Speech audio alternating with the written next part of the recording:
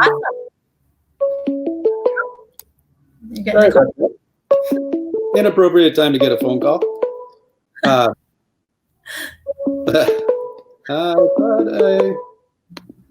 No worries. So can't control other people's phone calls. No worries. All right, Shani. So we've had lots of teachers asking us about Google Drawings. We've seen some things with Google Slides over the last few weeks, but we haven't seen as much with Google Drawings. So we're really excited about this presentation today. Yay. Well, I'm pretty excited too. So I got the slides all lined up.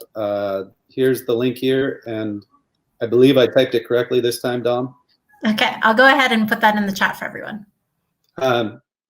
It's going to be hopefully people will be able to watch and play along. But if people don't know, one of the Google Drawings is amazing, but it's totally hidden. You have to, from Drive, go to More, and then finally you get into Google Drawings down here.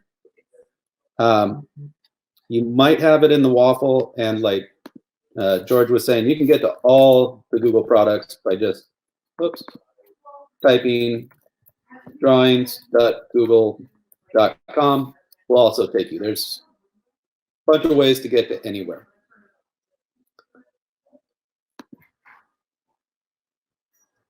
This was a collaborative, like I mentioned. Darren Maltais is going to get a lot of shout outs in this session. This is a collaborative effort with him and my wife. So on slide 2, if you click on that, or if you type in bit.ly/101draw, it's going to take you to this document.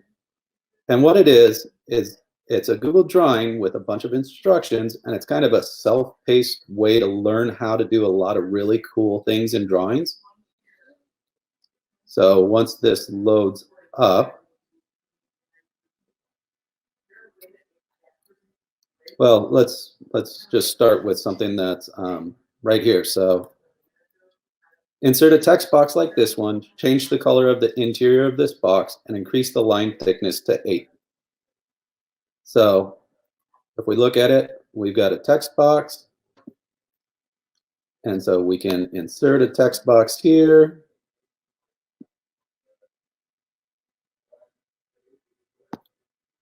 Now, to change the color of the interior of the box, if we come to the fill color, let's make it a nice like green. Increase the thickness to 8 pixels. So that's the border weight.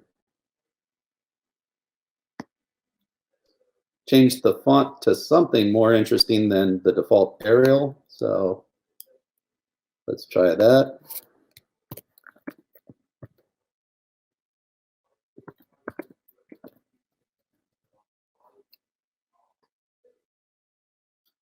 Select all the text, and it tells you to Control A or to do 3 clicks. 1, 2, 3. And change the font size to bigger and then smaller. So we can make it really big, or we could make it really small. So that's one way to do it. To change the background color of the text box and make it semi-transparent. I am so sorry. And the challenge of make it semi-transparent. So once we select this, go into that paint bucket again. We could change it. Before I changed it to green, but the challenge is to make it semi-transparent. So to do that, I just do the gradient. There's other ways of doing it, but that'll work. So this is just a fun, self-paced way. Most of them have instructions on how to do it. So like this one, highlight me, hit Control K, and paste in a link to your favorite video. So this is how you put in a hyperdoc. If you hit Control K, then you can put in a YouTube link to a video or whatever you want. One thing that's great with that is, I'm going to go off tangent a little bit into this other one.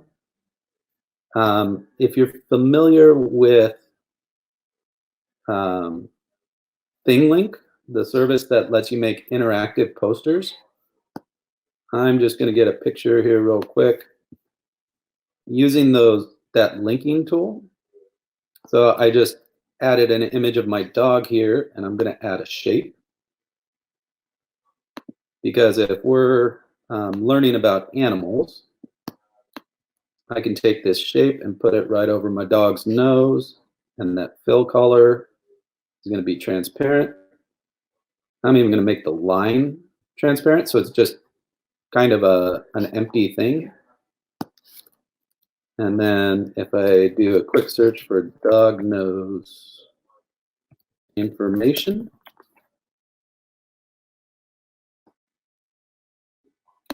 I can copy this link. So that was just a 2-finger click, brings up this menu. When I copy it and come back to this, again, doing the Control K, I can paste the link in there. So now if I share this with my students and we're learning about dogs for some reason, when they see it, they're going to see the link to learn about dog noses. So I could copy this, which is Command C, and then bring it up here and change this link to learn about dog eyes. Whoops. Again, right click and I can copy that. And now I want to change it. So this is the dog eyes. So when the kids get this in classroom or whatever, the mouse changes so they know they can learn more information by clicking on the link. So you could do that for anything you're studying to make it any pictures more interactive. That was just a side thing since we were talking about this. Use the curve tool to make a funky shape. So the curve tool is this one.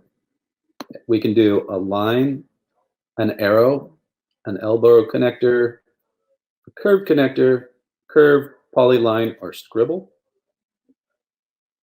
So I'm going to use the curve tool and just start clicking my way around here to make a funky shape.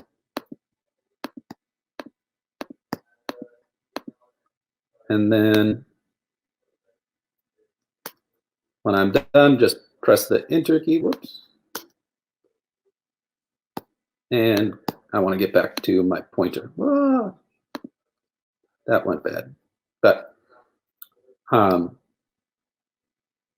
right click anywhere on the slide to change the background color. So that's a 2-finger click, or right click if you're using a mouse. And this is where we can come in and change the background color of the entire canvas if we want.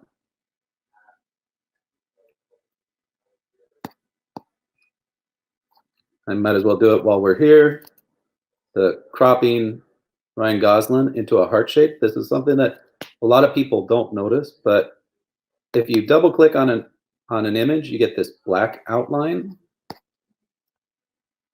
and the cropping tool is highlighted, but right next to it is the mask.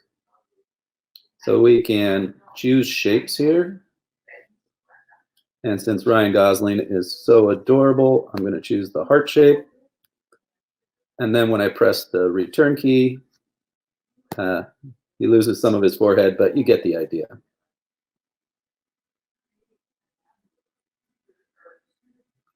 To insert an image, but add PNG. So that's kind of a search tip.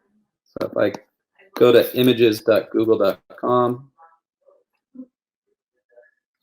and I search for a bulldog, but I add the PNG to it, you can see that these have the transparent background.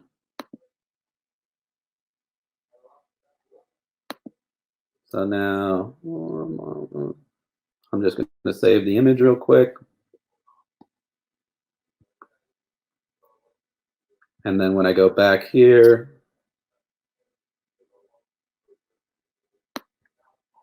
I can just drag that image in. Ah.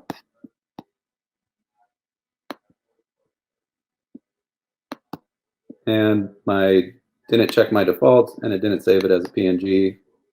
But that's how you do it. It's a great search tip if you're looking for transparent backgrounds. Alternately, in tools, color, you can search for transparent backgrounds that way as well. Then when you visit through to the site, you can download it with the transparent background.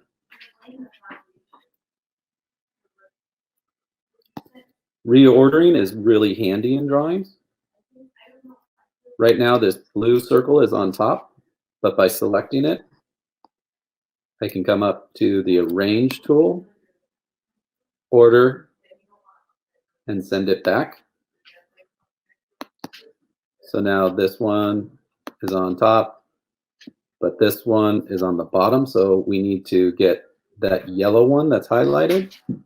Again, go up to Arrange, order, and instead of bringing it to the front, I'm just going to bring it forward because I want it on top of the blue circle.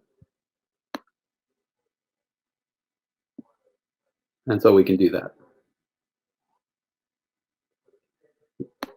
Insert new word art below. Change the font, interior color, and thickness of the words. So word art has its place, but something to remember is all of these, remember these shapes up here? All of these like call outs, if we wanted Ryan Gosling to be saying something. All of these shapes are actually text boxes as well.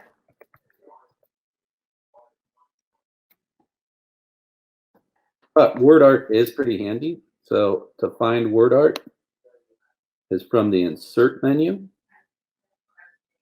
Go to word art.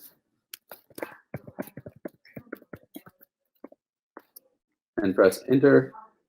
And now we've got, whoops, funky word art, but it's in place. And we can do all the stuff you're familiar with word art. Stretch it. Change the font to something more interesting. No, that's not more interesting. And you can change the color and outline, all of that stuff that you're used to doing with word art. The last task here is to use the Alt and the arrow keys to rotate that hour hand 15 degrees at a time. So if we click on this, this is a bunch of shapes, again, like the circles. And using the Alt key on my keyboard and the arrow key, every time I press the arrow key, it moves it by 15 degrees. We could also use the Alt-Shift keys, Alt and Shift, I'm sorry,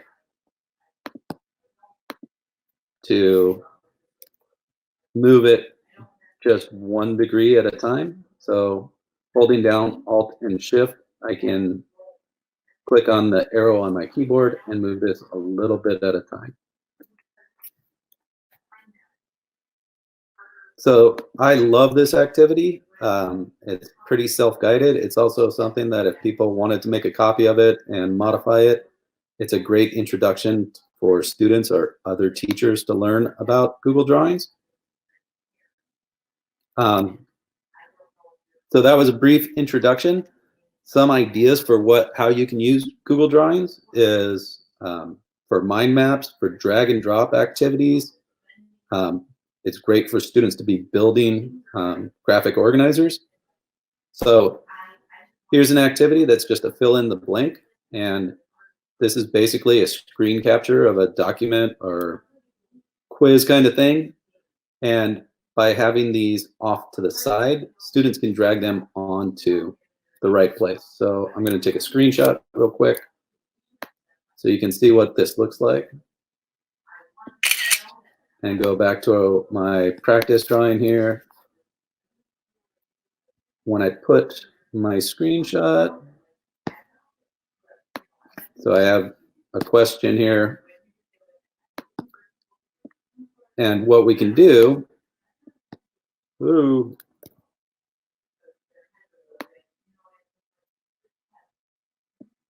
so if this is it, again, those shapes,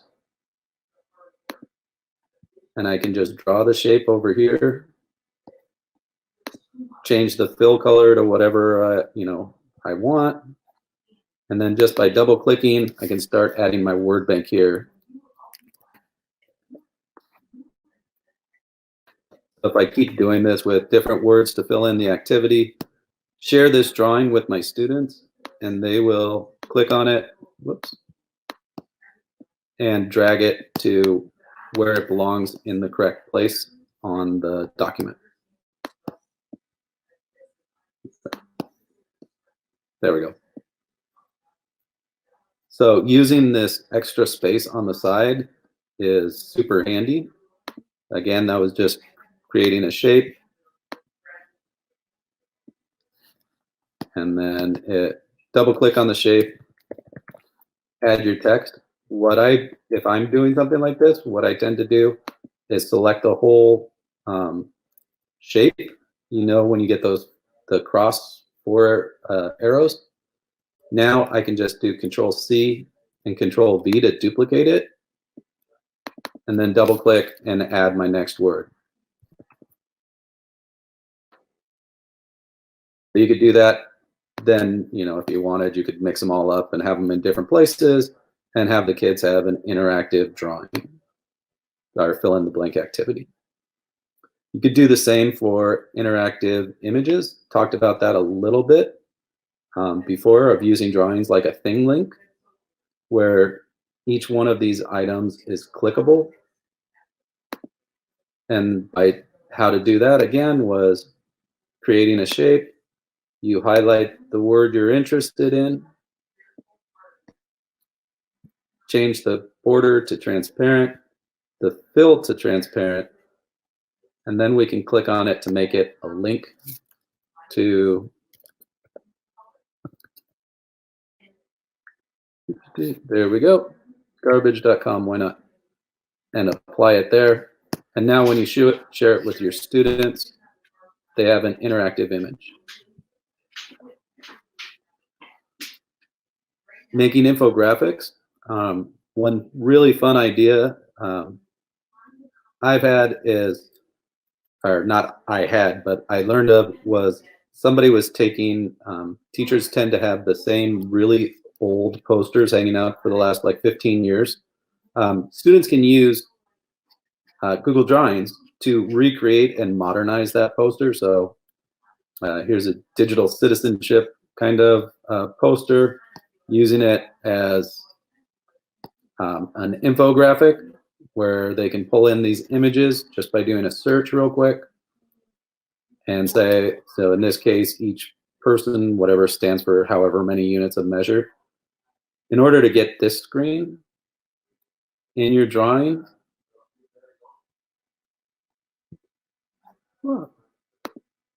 whoops, you can go to Insert, Image, and I'm going to search the web, and it pulls it up right here on the edge. So if I did airplane, whoops, logo, let's say that. Any of these that I like, I can just drag directly onto my drawing. So this really helps, especially with younger students, that the search panel is right here rather than the students trying to go back and forth between tabs. Again, taking those really old posters and modernizing them. Another thing that's fun is a lot of kids are into memes, and adults, to be honest. So rather than having students after students come up with your classroom rules, expectations, allow them the opportunity to create a meme that goes along with it. Here's a little twist on the drag and drop. So drag the boxes to the correctly labeled parts of the respiratory system.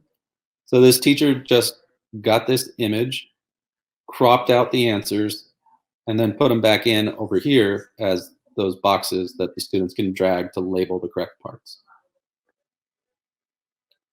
Alternately, if you don't want to do all the typing and make it a little bit more challenging, just by going through and labeling all the parts of your image, and you could do that with connectors and line drawings. So going back to this line tool, if I wanted to make a line here pointing to this, then do a shape of a circle here. And to make it look a little bit better was, I think, red. And then inside it was the number 1. So now we could put in a text box here, label the parts. 1, 2, and keep going.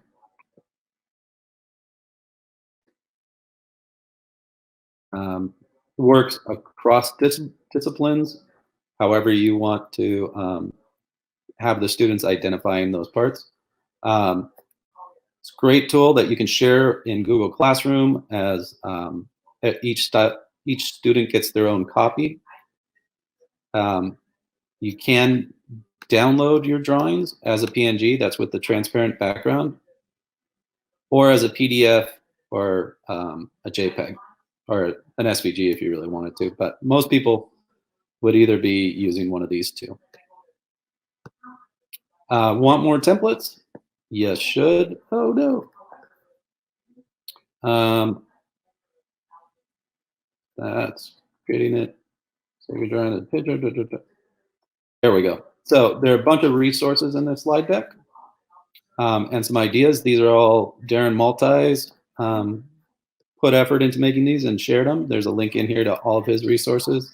And he has tons of great templates for you to use. One last thing that's really fun is, here's Darren's awesome resources, is you can have the students create their own avatar using Google Drawings, and it's a really fun activity, and it gets the kids using a lot of the tools. So you create a drawing, set up your poster size. Here are the cheat sheets. I need to reorganize my slides a little, but basically to create your avatar, you start with your webcam and just take a selfie. All the kids know how to do that. Then adjust the transparency to be semi-transparent, about halfway. So let me get an image in here.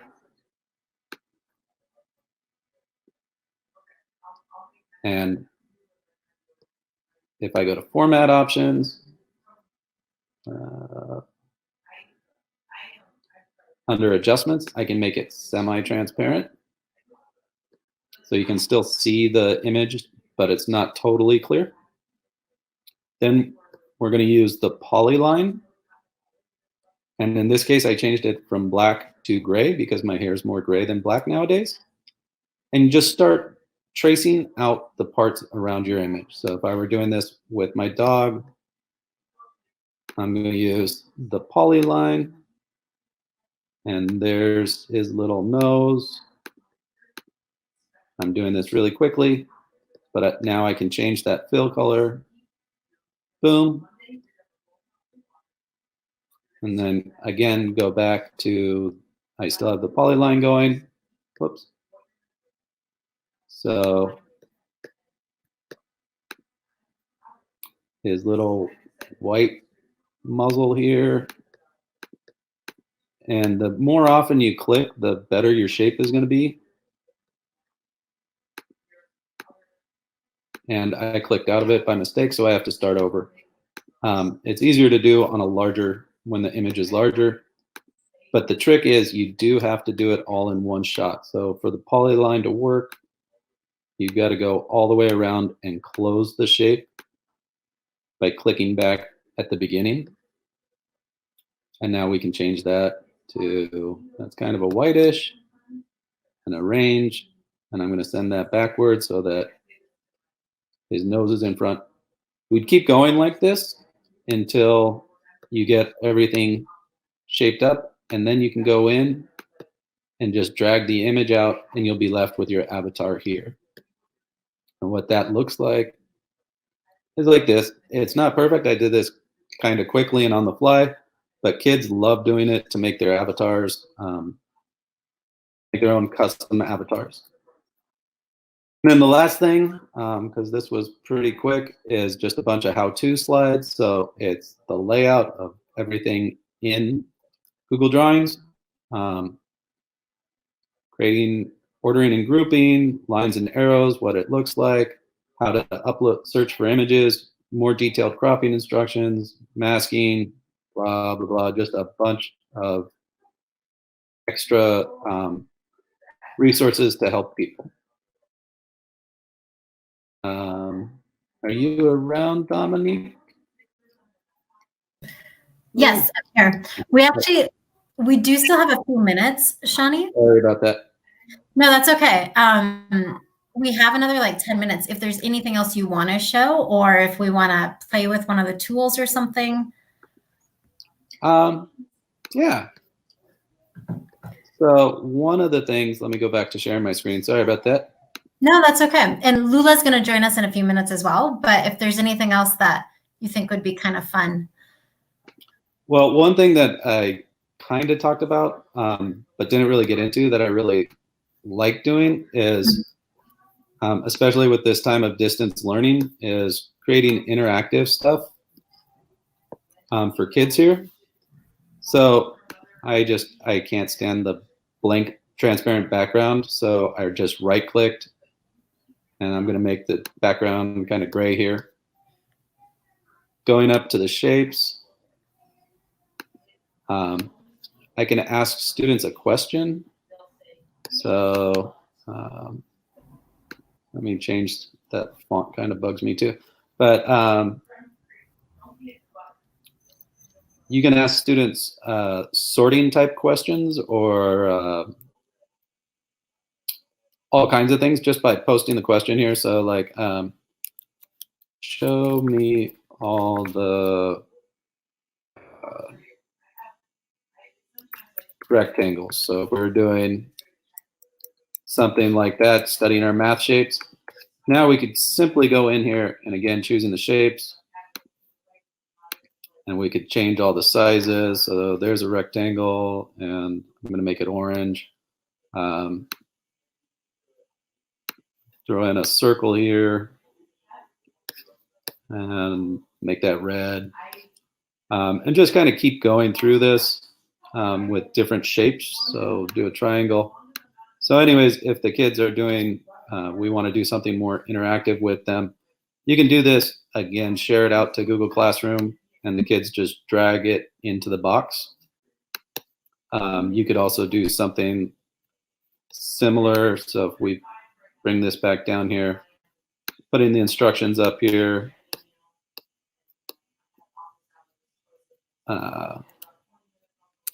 place all the red objects here,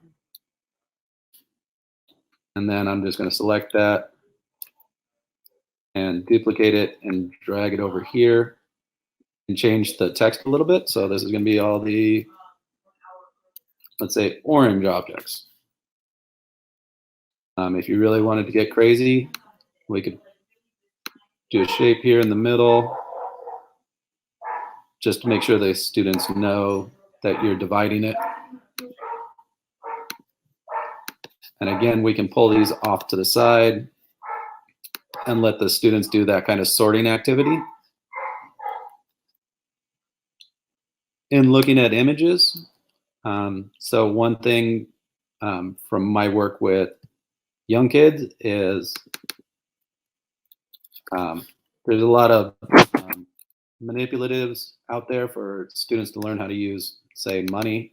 So that didn't work out right. So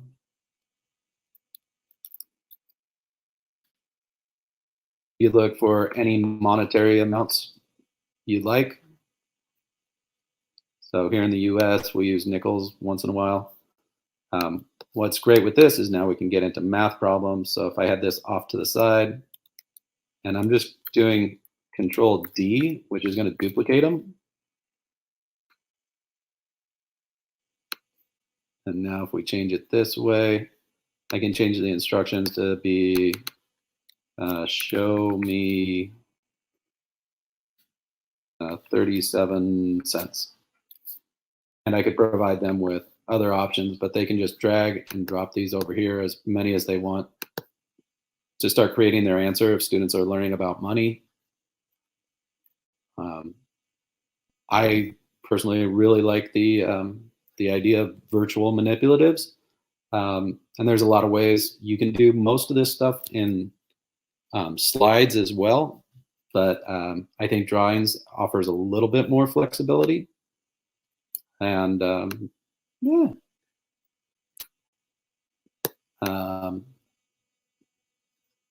So that's trying to think, is there, oh, that was something that was in there. Is another hidden trick that a lot of people don't realize is when we do that Command K, you don't have to search for a link necessarily beforehand. If you know, so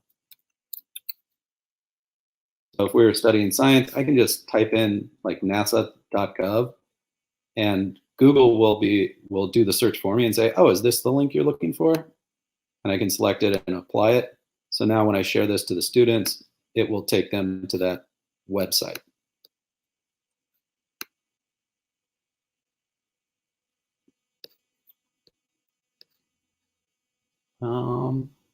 Trying to think. The last thing, because a lot of us are using Classroom, something that's fantastic for Classroom is if you go to this file and page setup down at the bottom, instead of doing the standard, if you make it custom, and I believe it's 800 by 200 pixels. Oops.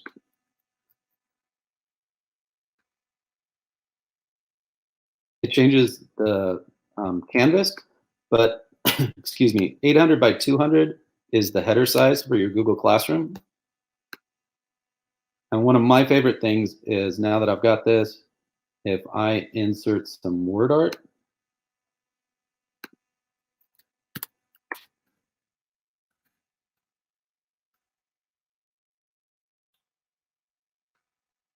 and let me just change this around a little bit. This isn't super, it's not a design course right now though. And now I can upload a picture of, you know, my favorite student. And what I like to do is I like to title this Master Classroom. So what happens now is I can download this file as JPG or PNG. And this week in Mr. Williams' classroom at the top, it's going to feature Donnie. Next week, I'm going to delete that, and I'll bring in my next favorite student, which is my beautiful wife. And again, I can save that, download it, and then in Classroom, upload it. So I like the idea of being able to like feature a different student every week or every month. You can change it on the fly with the seasons, with what you're studying or whatever. But by calling it Master Classroom, I can always find it in my drive really quickly, create a new version, download it, and then upload it into Google Classroom. Shani, this is great. Thank you for sharing the additional resources there. And I have a couple people who actually want to jump on and say hi to you. Okay. You ready for this? I'm a little bit scared, but. This is just a day of surprises. We have Juan is with us. Yay! Juan. Hey, how are you, buddy? And then I also have our friend Darren. Hey, Darren. How is it? I heard there was, my spidey senses of drawings were tingling, so I thought I'd jump on. I love your favorite student, Donnie Piercy. Yes, that was Donnie Piercy was the first one. That's one of my favorite images of him. It's a great image, for sure. If you all need it for anything, I've got it saved and I can share it. Oh, please do. Awesome. Well, thank you so much, Shani. This is great seeing the ways you're using drawings. I asked Darren to jump on because I know a lot of those resources were maybe his or just like, because we all share everything. But he was going to give us a couple ideas of other ways that he's been using drawings. Oh, sure. I haven't used StreamYard, but yeah, I'm going to share my screen. Yep, I'll add it to the stream. This is awesome. Cool. So we'll demo slam on the fly. We can see StreamYard right now. Awesome.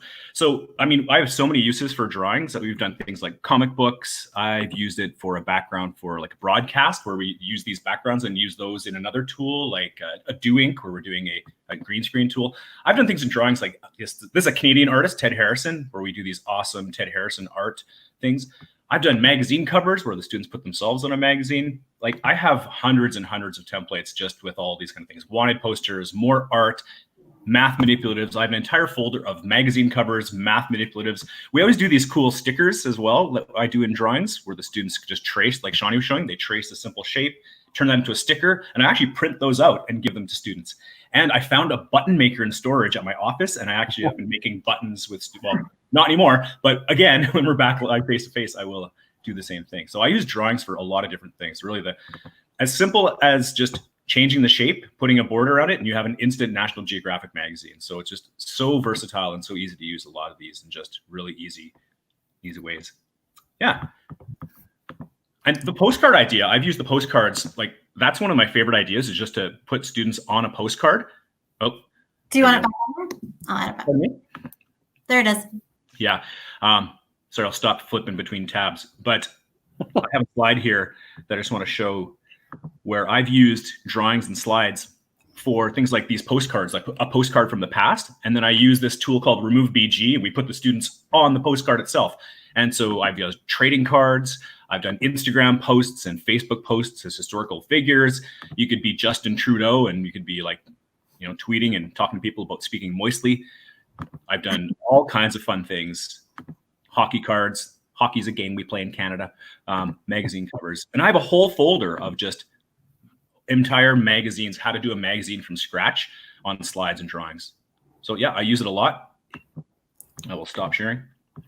That's awesome. Yeah, awesome. You've done even more since the last time I checked out your resources. I try to make a thing a day. Well, not anymore, but I used to back when we were in classes, try to make a thing a day and use it with real live human students. That's the great thing too. It's like use it with real kids and they worked great. And they're very creative. No, that's awesome. Thank you so much for jumping on here on the fly. Yeah.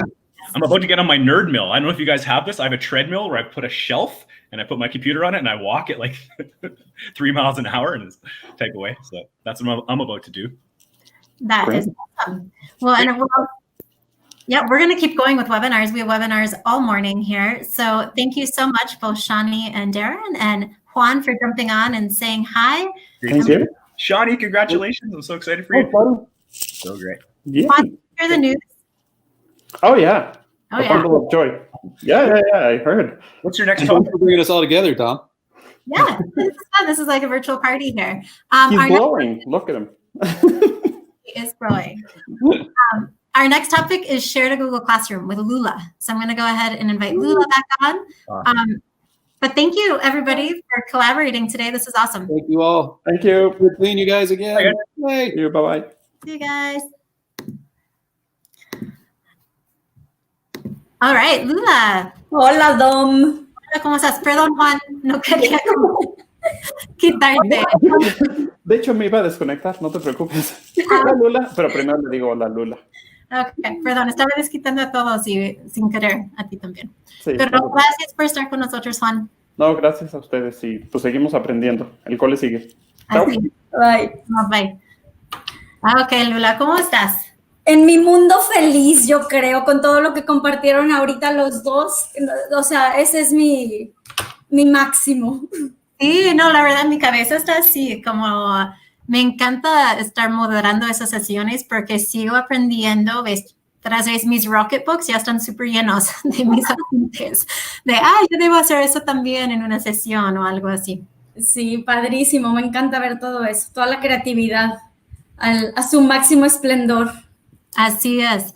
Muy bien. Pues hoy nos vas a platicar de algo súper útil, más que todo en esos días, que la verdad también estoy muy emocionada de aprender de ti, porque yo sé que lo uso, pero lo uso súper básico, así que no sé el uso. Pero antes que revelas de qué vas a estar platicando, voy a poner un video, ¿te parece? Ok.